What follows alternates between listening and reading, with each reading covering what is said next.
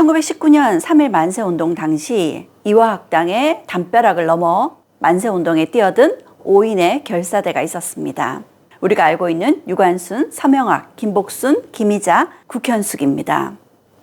유관순을 비롯한 이들 5인의 결사대, 이들에게 횃불을 쥐어준 사람이 있었습니다. 그가 바로 김난사였습니다. 이렇게 정동교회에는 파이프 오르간이 설치되었습니다. 그런데 그 파이프 오르간의 가운데에 송풍구 구멍이 있습니다. 이곳에 문을 열고 들어가면 작은 공간이 나오는데 실제로 3.1 만세운동 당시 이곳에서 태극기를 제작하고 독립신문을 제작했다고 합니다. 안녕하세요. 일상의 인문학입니다. 당신의 구독, 좋아요는 영상 제작에 큰 힘이 됩니다. 안녕하세요. 강혜영의 친절한 역사 이야기 119번째입니다. 오늘 강연의 제목은 여성교육을 이끈 이화와 덕성의 어머니 김난사와 차미리사입니다. 김난사와 차미리사는 여성 독립운동가이자 여성 교육자입니다. 이름이 참 특이하죠. 그래서 이 두 분이 어떤 분들인지 아마 흥미가 생기실 것 같습니다. 1919년 3.1 만세운동 당시 이화학당의 담벼락을 넘어 만세운동에 뛰어든 5인의 결사대가 있었습니다. 우리가 알고 있는 유관순, 서명학, 김복순, 김희자, 국현숙입니다. 유관순을 비롯한 이들 5인의 결사대, 이들에게 횃불을 쥐어준 사람이 있었습니다. 그가 바로 김난사였습니다. 김난사에 대해서 몇 가지로 나누어서 이야기를 드리겠습니다. 첫 번째, 이화의 닫힌 교문을 열다. 난사는 세례명 낸시를 우리말로 표기한 것입니다. 김난사는 이화학당에 입학을 하고 싶었습니다. 하지만 번번이 입학이 거절되었습니다. 왜였을까요? 이화학당의 금혼학칙 때문이었습니다. 이화학당에서는 결혼한 여성은 입학이 허가되지 않았거든요. 그러자 김난사는 작심한 듯 이화학당의 당시 프라이 교장을 찾아갑니다. 그리고 가지고 간 횃불을 끄고 이렇게 이야기를 합니다. 내 인생은 이렇게 밤중처럼 깜깜합니다. 나에게 빛을 찾을 기회를 주지 않겠습니까? 어머니들이 배우고 알아야 자식을 가르칠 수 있지 않겠습니까? 그 말에 감동한 프라이 교장은 입학을 허가해 주었습니다. 단 다른 이화학당 학생들처럼 무료 입학은 아니었습니다. 그녀는 자비로 학교를 다니기로 하고 입학을 허락받았던 거죠. 김난사의 남편은 누구였을까요? 김난사는 19살에 무려 17살 연상의 남편 하상기에게 시집을 갔습니다. 왜 이렇게 나이 차가 많이 날까요? 당시 남편 하상기는 첫 번째 부인과 사별하고 김난사를 두 번째 부인으로 맞아들였던 거죠. 그런데 남편 하상기는 김난사의 공부에 무척 적극적이었습니다. 부인의 공부에 아주 적극적으로 외조를 해주는 남편이었죠. 어떻게 그럴 수 있었을까요? 남편 하상기는 인천의 감리서 책임자였습니다. 인천은 개항장으로 그 당시 많은 문물이 들어오는 곳이었습니다. 그런 곳에 책임자로 있던 고위관료였기 때문에 굉장히 깨어있는 사람이었죠. 어느 정도였냐면 부인이었던 김난사가 공부를 한다고 이화학당에서 끼니를 거를 것 같으면 하인을 시켜서 밥을 배달해 주기까지 했다고 합니다. 그야말로 외조의 왕이었죠.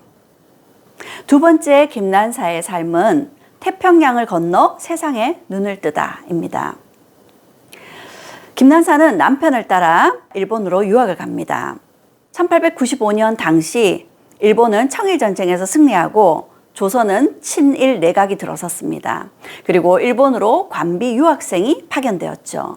그러자 김난사도 자신도 관비 유학생 신분을 허락해달라 해서 허락을 받아서 일본에서 유학 생활을 하고 있던 중이었습니다. 그런데 1896년 이 사진에서도 많은 유학생들과 함께 찍은 유일한 여성이었던 김난사의 모습이 보입니다. 그런데 1896년 2월에 당시 고종이 러시아 공사관으로 몸을 피신한 아관파천 사건이 일어나게 되죠. 그리고 조선에서는 친일 내각이 무너지고 친러 내각이 들어서게 됩니다. 이 일로 인해서 일본 유학생들에게 지원되던 학비가 중단돼 버렸습니다. 결국 김난사도 일본 유학을 중단하고 돌아와야 했습니다. 조선으로 돌아와 있던 중 1896년 그 당시 조선에는 서재필이 귀국하여 독립협회를 만들었습니다. 그리고는 독립문을 세우고 독립신문을 발간했죠. 그리고 서재필은 이런 연설을 했습니다.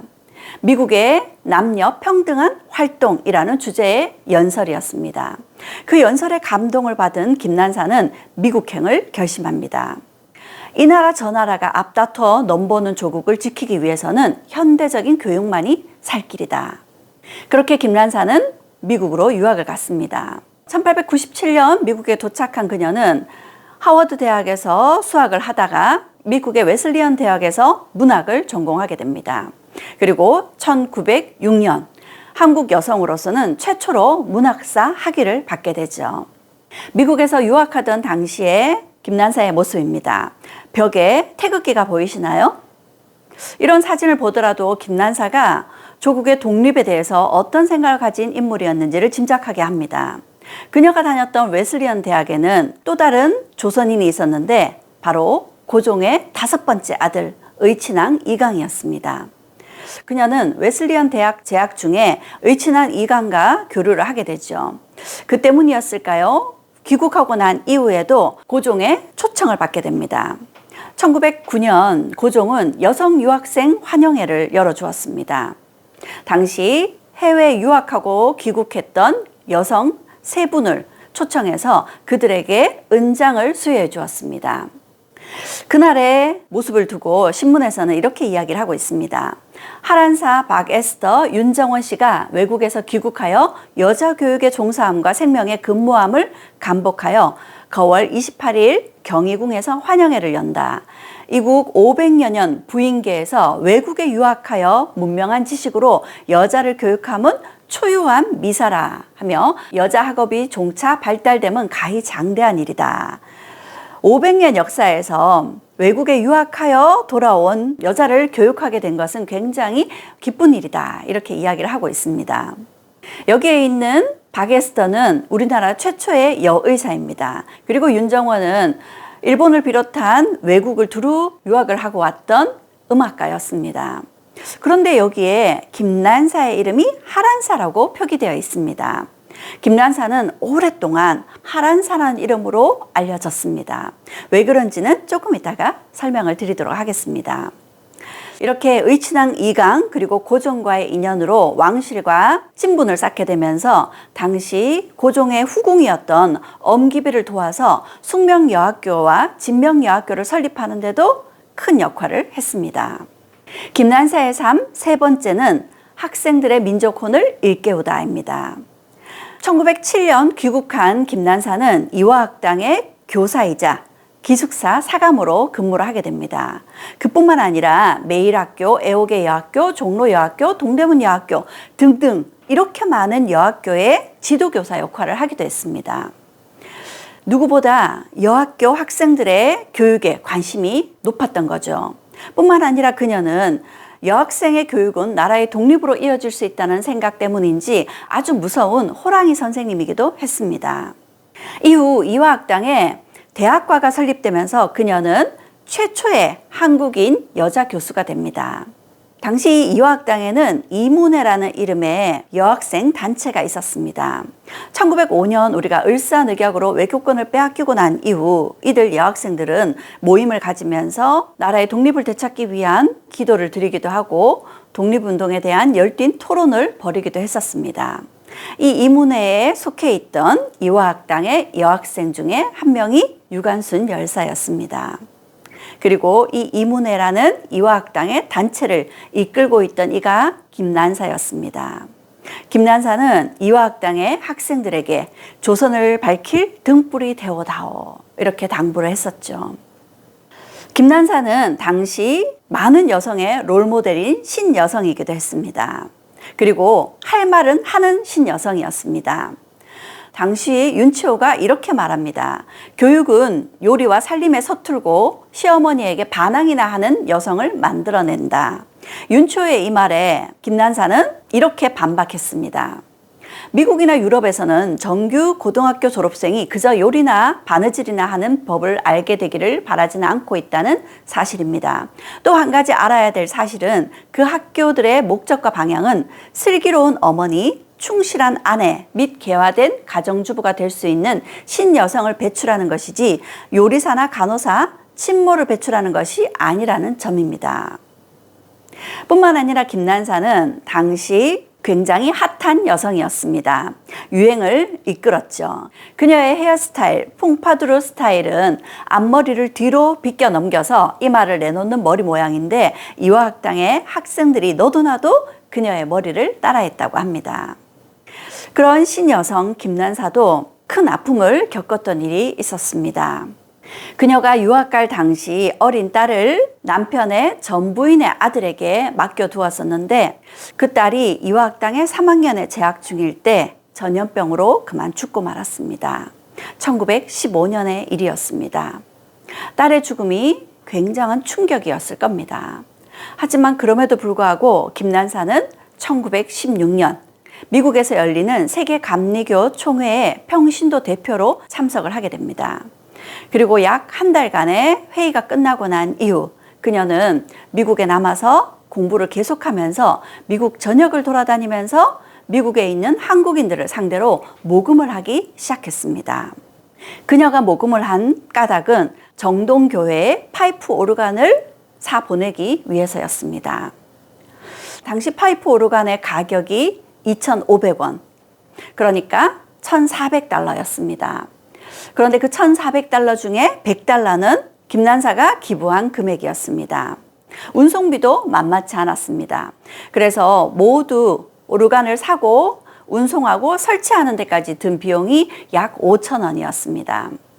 이 5,000원이 얼마나 큰 돈이었을까요?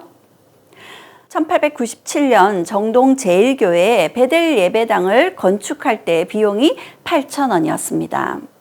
1897년과 1916년 시간차가 있긴 하지만 파이프 오르간을 운송하고 설치하는 데까지 비용이 5,000원이었다라는 것은 굉장히 큰 금액이라는 걸 알 수 있습니다. 그녀는 왜 이렇게까지 비싼 파이프 오르간을 굳이 베델 예배당에 설치하려고 했던 걸까요? 그녀가 안창호에게 보낸 서신입니다. 미국에 거주하는 동포들이 오르간을 구매해 서울의 정동교회에 설치해 드리는 건 매우 적절한 일이라고 확신합니다. 모국 동포들에겐 그들과 모국 땅을 사랑하고 기억하는 우리들의 기꺼운 기념품이 될 것이며 조국 동포들께서 저희를 사랑해주고 감사하는 마음을 가지게 되는 계기가 될 것입니다.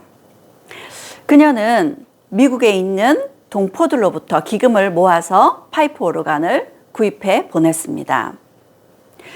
그녀에게 파이프 오르간은 단지 악기가 아니었습니다. 미국의 교포들과 국내에 있는 한국인들이 한마음 한뜻으로 파이프 오르간을 연주하며 예배를 올리면 그것이 곧 우리의 독립을 가져다 주지 않을까 이렇게 기대하고 있었던 거죠. 김난사에게 파이프 오르간은 독립을 염원하는 마음 그 자체였습니다. 이렇게 정동교회에는 파이프 오르간이 설치되었습니다. 그런데 그 파이프 오르간의 가운데에 송풍구 구멍이 있습니다. 이곳에 문을 열고 들어가면 작은 공간이 나오는데 실제로 3.1 만세운동 당시 이곳에서 태극기를 제작하고 독립신문을 제작했다고 합니다. 김난사의 바람대로 파이프 오르간에서 독립의 염원이 실현되고 있었던 거죠. 김난사의 삶 네 번째는 김난사는 정말 독살되었나입니다. 왕실과 깊은 인맥을 가졌던 김난사는 1910년부터 고종의 통역관으로 활약을 했습니다. 그러다 보니까 그녀는 고종의 곁에서 독립운동에 큰 힘이 되었을 겁니다. 그러던 중 고종은 1918년 1차 세계대전이 끝나고 난 이후 독립운동에 대한 마음이 깊었던 의친왕 이광과 김난사를 파리 강화회의에 밀사로 파견하고자 하는 계획을 세우게 됩니다. 그런데 그만 1919년 1월 고종이 갑자기 급사하고 말았습니다. 결국 고종의 파리 강화회의의 밀사 파견 계획은 취소되고 말았죠. 하지만 국내 여러 곳에서 김난사라도 파리 강화회의에 파견하자라는 분위기가 생겨났다고 합니다. 여성 독립운동가였던 황 에스더는 이렇게 이야기를 하고 있습니다. 나는 조선 안 여학생을 단합하여 운동을 일으키고 파리 강화회의에 하란사 씨를 파견할 기금 모집을 할 겸 귀국했다. 파리 강화회의에 우리 대표를 보낸다 하니까 돈을 낸다, 의류를 낸다, 놀이개, 화장품을 내놓는다. 야단들이었다. 그렇게 김난사는 파리 강화회의에 참석하기 위해 길을 떠납니다. 파리 강화회의로 향하던 중 그녀는 베이징에 도착해 머물고 있을 때였습니다. 베이징에 우리 동포가 마련해준 식사에 초대를 받았고 식사에 초대를 받은 날로부터 3일 후 그녀는 47세로 의문의 죽음을 당하게 됩니다. 그녀의 죽음을 두고 독립신문에는 이렇게 이야기를 하고 있습니다. 의친왕의 밀칙으로 파리 강화회의에 출석하려고 중국 베이징에 머물던 중 유행성 감기에 걸려 세상을 떴다. 그런데 또 다른 이야기도 있습니다. 신한민보에 따르면 그 죽음의 사유는 도무지 알 수 없는 일인 바 이렇게 이야기를 하고 있습니다. 그리고 경향신문에서는 일본인 앞잡이에게 살해를 당했다고 하나 그 진상은 오리무중에 파묻혀 밝혀지지 않았다라고 합니다. 김난사에 대한 일대기를 쓰기도 했었던 조선 최초의 여기자 최은희는 이렇게 이야기를 했습니다. 장례에 참가했던 미국 성공의 책임자 베커에 의하면 시체가 시커먼 게 독약으로 인한 타살로 추측된다. 장례를 치르기 위해 베이징에 온 하상기가 베이징에 가는 도중 봉천에서 어떤 동지를 만나 속뜻을 이야기한 게 오히려 그녀가 위해를 입은 원인이 됐다고 한탄했다는 소문이 파다했다. 1995년 김난사에게는 건국훈장 애족장이 수여되었습니다. 그녀가 죽은 지 70년 만의 일이었습니다. 그런데 이 훈장증에 보면 그녀의 이름이 하란사라고 적혀 있습니다. 그녀는 왜 오랫동안 하란사라는 이름으로 알려졌을까요? 그것은 그녀가 미국으로 유학할 당시 미국의 문화에 따라 남편의 성을 따랐기 때문이었습니다. 그런데 그녀의 이름은요, 남편 하상기의 호적에 따르면 김난사.